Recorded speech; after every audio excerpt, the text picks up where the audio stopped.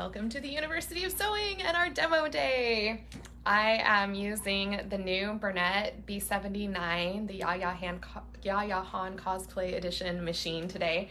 And I am also using, in addition, the Snap Monster Hoop, which is the easy to use magnetic frame that they make for Bernettes, which I have fallen in love with. And now I'm gonna start a campaign to try and get them made for the Bernina machines also, because I don't have a Bernette at home. So I decided that we needed to use something that would be more for a cosplay type garment, and we pulled out this lovely drapey wool. And I thought if I were using this wool, I would be making something like a coat or a cape, and I thought it would be fun to do something where we do a design that we mirror, that you would maybe put across the back of a cape or at the front where the closures would happen. So I'm going to show you how to hoop on the monster hoop and take it over to the machine and take the same design and flip it to be mirrored to the other side. We'll see how this turns out. I have some tearaway stabilizer here, just medium weight. This is a nice heavier fabric, so we don't need enormous amounts of stabilizer behind it. I'm going to lay it on here. Now, the monster hoop comes with stickers that you put on it to help you line things up, but I didn't want to pull those out and ruin those just for the demo, so I put some blue tape on it, because painter's tape is a great thing to keep in your sewing kit. And so I've lined it up with the center here, and all I have to do is put it straight up above it, and it snaps itself together. And it usually does a pretty good job of keeping the tension in there. A lot of times I will pull it just a little bit. I don't want to pull it too much because I don't want to stretch the fibers. I just want to get a straight line with the centering. And then I'm going to take it over to our lovely new B79. And I decided to keep all this extra fabric on because if you are actually making a cosplay, you are typically dealing with a lot of extra fabric. So I kept the extra fabric on purpose. And I'm holding the hoop with the B series, with the Bernette series. You slide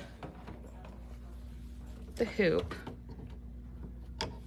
just so until it snaps. Okay. And then I'm going to make sure that none of my fabric got underneath the hoop. I like to pull up my thread tail and hold it, and then I'm gonna go over here to my design. So here's the one I just finished right here. I'm gonna tell the machine, yep, I already did that. And then I'm going to go, this is your stitch out screen. I'm gonna go up here to editing, and I'm gonna go into the information about the design. And you can tell because of the yellow around the square that I have already edited the size of this. I decided I wanted it a little bit bigger, especially since we were putting this on a video for people to see. So I'm gonna keep it at that 120%.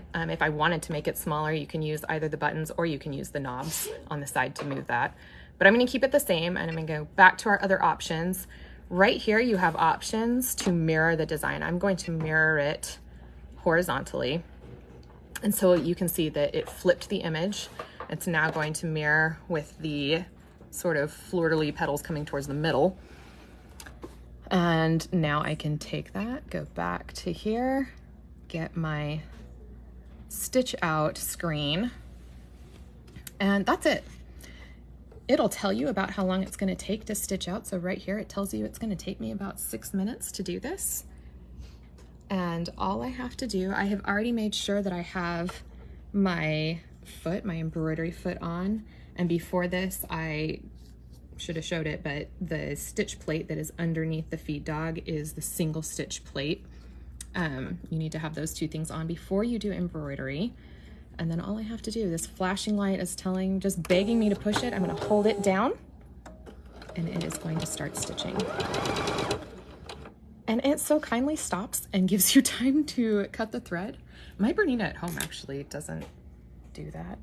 The newer ones probably, I believe, do. But this wonderful little Bernette doesn't, and then I can just hold this down again and it will keep going. I haven't set on about a medium speed right now. It does go a little bit faster, or if you're concerned about where it's going to land, or the fabric is giving you any kind of difficulty, you can adjust the speed right up here. But it's great that it takes only 5-6 minutes to stitch out a design like this. This machine comes with these size hoops. Pull out the hoops that we've got. So these are the hoops that come with the machine. There's a nice little small one. Comes all the way up with this size, so you can get a really decent size design in this hoop. I have on my 770 at home, I can't remember which one it is, but it's the hoop just bigger than this, and I've used it sometimes, but for most things, a hoop this size is all you need. So it comes with all 3 of those. It comes also with the creative design software, which is really nice because then you can put this on your computer, go in, manipulate your designs even further. You get a little bit of manipulation on the machine, but this gives you a whole lot more control. And then it also comes, in addition to your standard feet, because most machines, all machines here, come with a group of standard feet, but this one has an extra lovely package with a gathering foot and a rolled hem foot and a binding attachment and a piping foot, just all kinds of extra options that are particularly great for costumes and garment sewing. Thank you, Yaya. And it comes in a nice little snap case. So yesterday I experimented. I thought I want to try doing some embroidery on this machine on fabrics that are more likely to be used for garments, more likely to be used for cosplay. So I stitched out this little ginkgo leaf on this lovely drapey cotton. And then here is an example of why you should stay near your machine and babysit it when you're using it. This machine, and by the way, this design that I'm doing is already loaded on the machine. It comes with somewhere around 273 or 275 designs loaded on the machine. So this is another, these are both designs that were already loaded on the machine. It has a few of these decorative borders, which I thought was super great for cosplay. And this was the first one I did, and I walked away from the machine. And what happened was troubleshooting wise, threading is always the first thing you check. And so when I went to check the threading, I discovered that I had not put the correct spool cap on. Right now I have it going through a thread stand, but I had it laying down and I did not have this spool cap on it. I had a bigger one that for some reason it was catching on and it had wound itself around the spool cap, and so it was giving itself all kinds of extra tight tension. And that's why when you look really closely at this one, you see that white bobbin thread being pulled through instead of the nice little gold color that I had picked for our border. So I went ahead and did both, but I kept them near each other because I thought, this happens to everybody. Everybody has to troubleshoot at some point. Everybody has to figure out, why is my design not doing what it was supposed to? And if I had stayed near the machine, I probably could have caught that right about here when I started to see the white show up, but I didn't. I walked away, so I didn't catch it until the end. So let's see, we are getting close here. I got about 2 minutes left. And I'm also, when you're stitching out on a nice big sheet like a nice big piece of fabric like this, that's the other reason that I like to stay nearby and babysit it. I haven't got anything to hold the fabric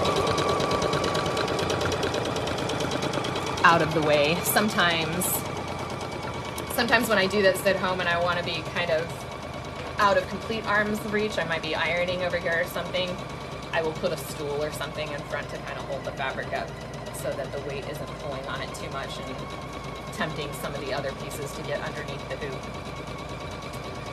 But so far it's stitching out pretty nicely. Take it. I'm realizing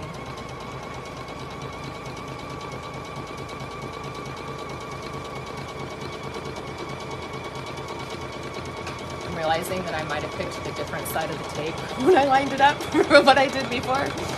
That's okay. But I love the way this light silver pops on. The nice dark navy.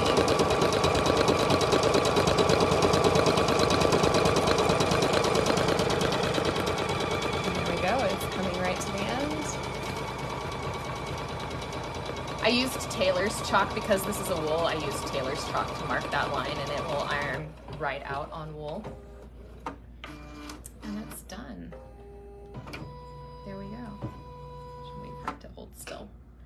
So I press this lever and I press gently at the back of this hoop to push it forward, pull it off. And this fabulous magnetic hoop just comes straight off, and I have got both sides embroidered. And because I used tearaway, it's going to come off super easily. I like when I can on things that I'm trying to keep drapey, using a lighter weight, more drapey interfacing, or at the very least a tearaway that I know I'm going to get very close to the stitch line, and I'll get all those other pieces later. But see, I didn't line up on the same side of the tape, I realized when I did that. Oh well, it still, I think, looks really cool. Put it like that. So yeah, wouldn't that look cool at the front of a cape or on the shoulders? You could move them farther apart and it could be on the shoulders. Really takes costumes and cosplays to the next level when you add those particular details that give it just a little bit more depth, make it look like it's not something that you just ordered last week online.